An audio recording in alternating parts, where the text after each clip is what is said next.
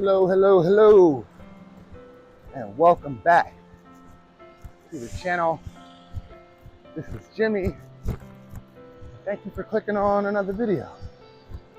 Wanted to carry over from yesterday's video and this idea that we choose, we shape our own reality. My wife sent me a really good video yesterday, and I thought it was a really good illustration and almost a formula to how this concept works. And I want to talk about identity, which is you giving yourself, you identifying as something. In this particular video, I just thought this was really great perspective because I love to understand how all things connect.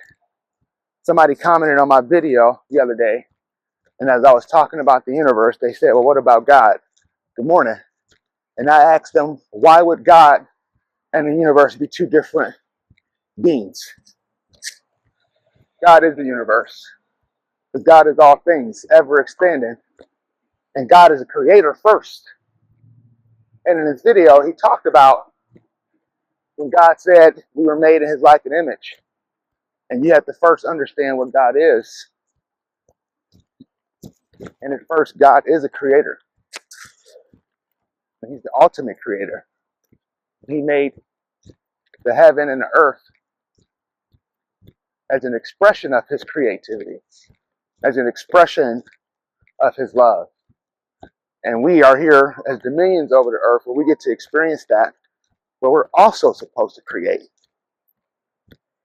And so this first step on the journey to becoming who you are is knowing how you identify.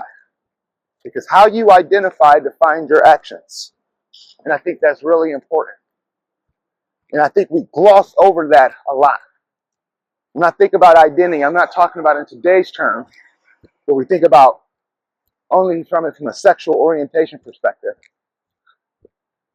But even as, if I say I identify as a black man, what does that mean? That could be I'm embracing the culture, but I've also heard it associated with that. Does that mean I have to take on the plight of the black man? Because that's how I identify. And if I believe I have to take on that plight, my next steps are going to be in alignment to do that thing. And that's how we manifest and we create our reality. And so you can't grow, you can't hit to where you want to go until you free up both your hands.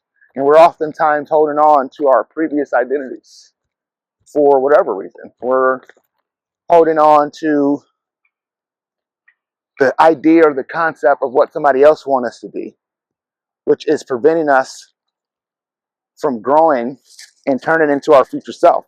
It's preventing us from being our future self because we're so focused on looking backwards about who we are.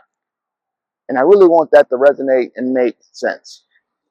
At any point, I can choose what part of my aspects, who I am, and what in my universe, in my world, that I want to look after, that I want to give attention to, that I want to give energy to.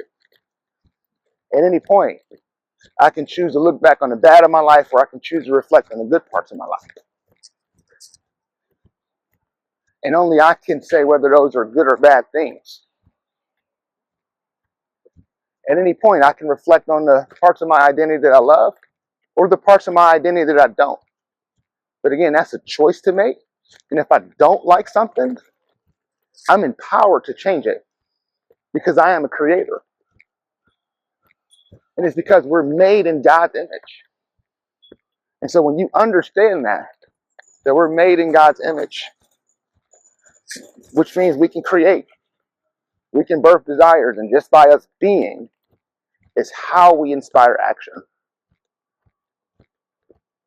And the last piece of this formula that the video talked about is that the action gets you to think.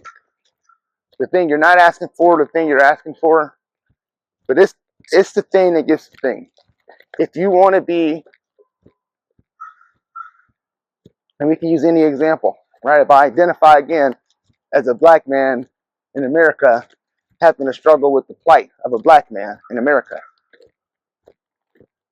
My actions put me in defense.